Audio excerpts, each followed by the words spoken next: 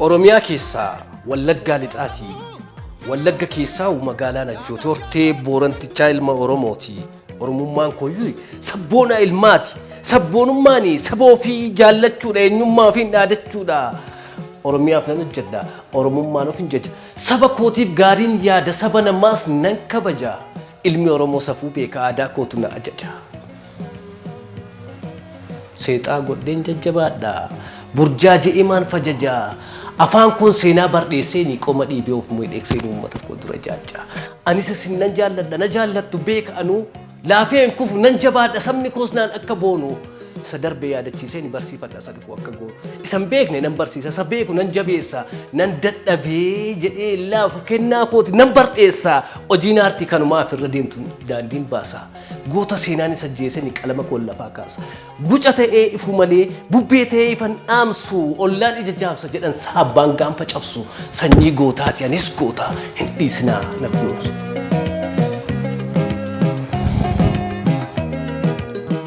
Isa gootonni keenya baay'een itti wareegaman. Baay'oonni isaanii immoo ilaa isaan dullooman. Seenaa fi eenyummaa keenya gama aartiin jiraachisnee har'aan ga'anneerra. Diina baduun keenya isa gammachiisuuni. Oromummaan hin badu jennee afaan qabachiisneerra. Bara ammaataa sana dandamatee har'a ga'e. Boriifammoo dhalootni qubee nu jirra'ee. Hin badu seenaan keenya. Hin badu eenyummaan keenya. Jiraannee jiraachisuuf waan keenyaaf nutu hin geenya. Dooktarri kabajaa aartist Alii Birraa haasaa baloo gurraa maloo jedhee waa'ee dhimma abbaa gadaa kaasee dhaqeen seenaa barreessuu qofaa miti. Seenaas nan leellisa leellisuu qofaa miti. Seenaanis nan weeddisa yookaan seenaa kana sirriittan alaalchiisa jedheera wallee isaa keessatti. Waloo ximqataa kumarraas nuti aartii jiraachisnee dhalootaaf geenyeerra jechaa jira. Waan dhalootaan ga'ame kun immoo dhaloonni har'aa immoo fuudhee kan kaanitti tarkaanfachiisuun dirqama isaati. Hordoftoota ogartii har'a ogartiin keenya har'a wallee tokko irratti xiyyeeffattee dhufteetti. Walleen kun wallee nam sagalee kiilolee qabuun tarii waltajjii irratti yookaan foddaa televezyiiniitti baay'een keessan kan beektan haala daansii yookaan daalallisa shubbisa aadaatiin kan beekamu. Sirboottan maccaa beeksuudhaan sirboottan warreen tuulamaa beeksuudhaan kan beekamu ogeessa aartii tokko qabannee dhufneerra. Ogeessi aartii kun Araarsaa Gabbisaati. Tarii Araarsaa Gabbisaa fi waloo ximqataa kumarraa maaliif maal isaan maaltu walitti fide jechuun dandeessu ta'a. Kanaaf ogartiin deebii qabdi. Bubbee mangara rasu mukara saraswe nagargara bardugangara ya dirako nugargara bardugangara ya dirako Teletoma Bubbee mangara rasu mukara saraswe Nagargara bardugangara dirako Nugargara bardugangara yakorako Hordoftoota turmaata nuti taasisuuf jennugaa ogeessota aartii lamaan qabanneerra. Kanaaf deebii qabdu isiniin jenneerra. Mee wallee kanarratti abbaan waloo ximqataa kumarra abbaan sagalee kiilolee immoo Araarsaa Gabbisaa maal jedha waa'ee sirba kanaa?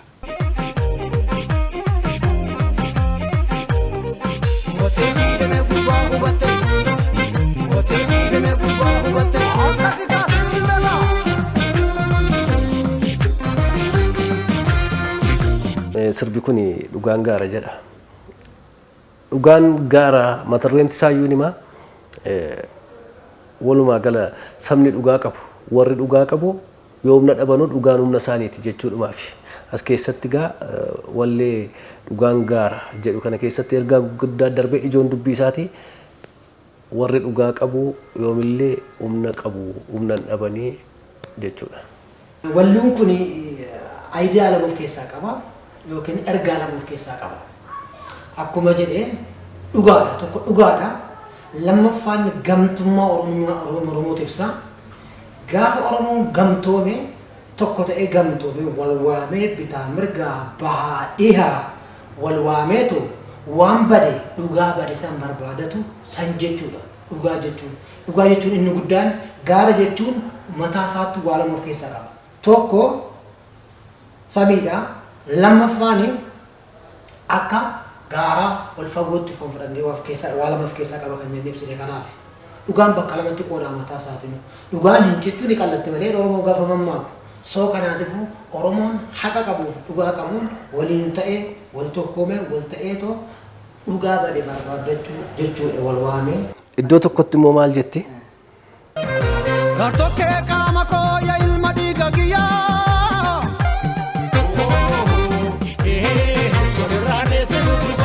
Ni beekta dubbii kee ni beekta dubbii biyyaa.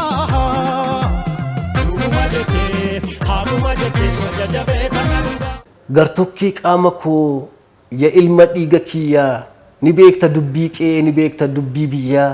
Wallaalteef sitti ni mo'atuu beekta yaa koode Oromummaan bardhiigaa rabbiitu wal nuuf qoode. Walirraan neessuun gurba ni beekta dubbii kee ni beekta dubbii biyyaa. Dhuguma jettee haquma jettee wal jajjabeeffanna gurba. Walirraan neessuun gurba. Wallaalteef sitti ni mo'atuu beekta yaa koode Oromummaan bardhiigaa rabbiitu wal nuuf qoode. Dhimma sabaa irratti wal waammachuudha kun immoo jechuudha. Gurbaa ta'e nama wayii ta'e waan akka gobaa qoraattii wayii karaa irratti deemee kan darbatu argina. Kan darbatamu sana immoo uffata halluu abbaa gadaa kan qabu nam biraa tarii abbaa gadaa ta'uu danda'a dhaqee waan sana kaasa karaarraa. Maal agarsiisuuf kun? Gaaffii dhugaa gaaffii uummata Oromooti. Kan dhugaa kana barbaacha deemu jira. Kan dabduun immoo nibdu mitiiree nama keessaa. Daandii namaarra qoree ka'aa kan deemtus inni ibduu sun nama sana jechuudha. Gurbaan qoree daandiirra buusaa deemtu sun nama dhugaa barbaadamu sana karaatti akka afu barbaaddudha jechuudha. Uummanni Oromoo immoo of fuulduratti abbaa gadaa dhaggeeffata. Abbaan gadaa odoo deemaa jiruuti qoree kana argee daandii irraa kaasaa jechuudha. Abbaan gadaaf uummanni Oromoo hidhata inni waliin qabu Oromoo ta'ee miti Ormis ni beeka. Abbaa gadaa dhaggeeffata Oromoon. Abbaan gadaa kun dhugaa barbaadamu sana nama akka inni karaatti afu barbaadduuf qoree daandiirra keessu sana qoree kana qulqulleessaa deemanii jechuudha. Sana ni ibsa gurbaan qoree daandiirra buusaa deemtu sun akkasi. Seenaa guddaa tokkos keessatti kan isin agarsiistani. Maraattuun sun dhattee abbaa gadaatti kennite. Abbaan gadaa immoo waan sana ilaalanii marsiifatanii qabatan harkatti. Sana immoo deebisanii maali wantichi jennee wayita laaluu akka qalbii irraa sooyis keessa jira. Maalitti kennite laata? Suuraa Haacaaluu Galagalacha irratti. Waa'ee koo maal gootan kan jedhu barreeffama akkasitti irra jira. Mee Haacaaluu dhaloonni maaliin haa yaadatu jetta? Kaayyoomti Haacaaluun jalqabee galmaan gaasisuuf weellistoonni Oromoo dhaloonni itti fufuu qofaaniyyuu gumaa Haacaaluu baasuu akka ta'etti hin beeka. Yeroo gabaabduu keessatti yeroo gabaabduu hojjete keessatti dhimma inni hin xoxxoqne takka illee hin jiru kana keessatti sabni Oromoo tokko ta'ee waan guddaa akka ta'u dhaamsa dhaameera. Sana qofaa miti kanan waa'ee Haacaaluutti ibsu dhandhama sirboota duriillee kan gadaa Daawit Mokonnin faa gadaa Abbabaa Abbashuu faa Muktaar Usmaan faa keessatti aartiin Oromoo sadarkaansa baay'ee iddoo guddaa ga'ee ture. Sanallee haala yeroo keessa wantoota amma aartiin keenya yeroo iddoo ta'e irra ga'ee waan xiqqoo ishee cabe fakkaata. Sunillee deebi'ee hojjetamuu kan danda'u aadaas mi'eessee hojjetee sirboota ammayyaas mi'eessee hojjechuu kanallee dhaloota yaadachiisee addunyaa kanarraa darbe jechuudha. Kanaaf amma dhaloonni waan gochuu qabu waan Hacaaluu kaayyoo inni jalqabee itti ture sana galmaan ga'uunsaa gumaa isaa baasuudha.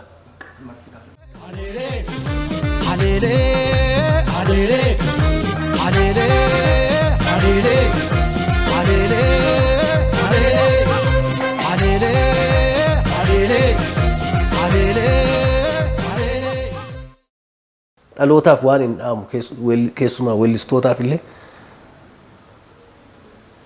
jalqabbii Hacaaluu fuulduratti tarkaanfachiisu malee haalotaan danqabnee aartiittis gufuu taanee waan sabaatti gufuu ta'uu Hacaaluu lammata ajjeesu akka ta'etti nu hubadhan. Ba'aan waa'ee Hacaaluu keessaayyuu waa'ee aartii irratti waan inni aartiin inni ka'eetoo bakka kanaan gaadheetoo bakka sanaan hin ga'in bakka yaadeen kanaa ol lama hojjechuu danda'u Hacaaluun dhugaa haqaa haasofnu waan ta'eef. So waan inni nutti kenne kana bakkaan ga'uun keenyayyuu akkuma ximqataan jedhee dhugaasaa gumaasaa baasuu jechuudha gaabatti. Hacaaluu kanaan ibsina. Hacaaluu waa baay'eedhaan ibsama. Waa xiqqoon ibsamuu hin danda'amu. Hacaaluun keessa Oromoo jira, gola Oromoo jira, nyaata Oromoo gubbaa jira, irboo Oromoo nutti nyaatu gubbaa jira. Halkanii guyyaa barruu Oromoo keessa jira Hacaaluun. Amma dhumaatti yoomaan Hacaaluun keessaan dhabu jechuudha. Walaloo kana keessatti walaloo sirba kana keessatti waan dhumarratti dagachuu kaasuu barbaadu jirra ijoolleen warra guddaa itti beekna waan hundaa alagaan sobee alakee wacee baddee naftuu gumaana jee. Jirra ijoolleen warra guddaa itti beekna waan hundaa alagaan sobee alakee wacee baddee naftuu gumaana jee. More baane tonteenyu sosobamne saba sobuun feenu sosobamne saba sobuun feenu sosobamne saba sobuun feenu.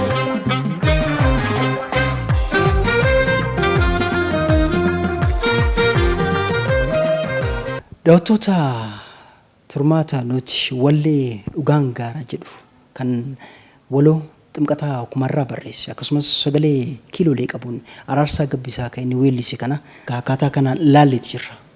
Ergaan qabiyyee walaloo isaa maal fakkaata? Achi keessatti taateewwan mul'atan kilippii sanarratti wantooti mul'atan kun hiikoo yookaan ergaa isaan qaban maal laata? Kanas gabaabsinee waliin laalleerra. Kaafe isiniif dhiisneerra. Egaa Oromoon yoo mammaaku karaaf yaada gargar nama baasaa jedha. Nuti yaadaan utuun ta'in karaan gargar ba'uuf jenna. Waloo ximqataa kumarraa akkasumas weellisaa araarsaa gabbisaa galatoomaa isin jenna.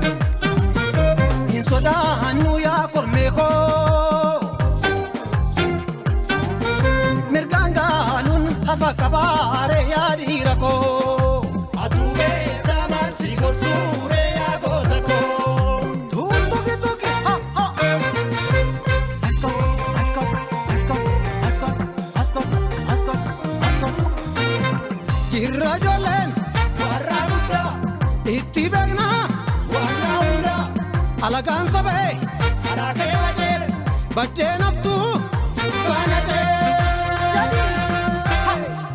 More baane toonteenyu sosobamne saba sobuun feenu sosobamne saba sobuun feenu sosobamne saba sobuun feenu.